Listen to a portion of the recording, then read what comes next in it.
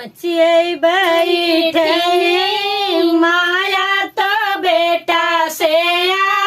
रज कर बेटा से रज कर हो बेटा जाता बहिनिया के देश बहिनिया नी लाओ बहिन आनी लाओ बेटा जाता बहिनिया के देश बहिन आनी लाओ बहिन आनी लाओ आई गए सावन महीना तो राखी के दिनवा तो राखी के दिनवा हो बेटा रहिया लखत तोहरी बहिनी त मनवा दुखित होई है मनवा दुखित होई है हो बेटा रहिया देखत तोहरी बहिनी त मनवा दुखित होई है मनवा दुखित होई है हो यतनी बचन सुने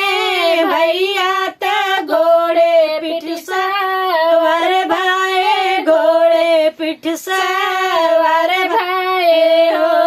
भैया चाई के पहुँचे बहिनी देश बहिनियानी लाए बहिनियानी लाएनी हो भैया जाई के पहुँचे बहिनी देश बहिनियानी लाए बहिनियानी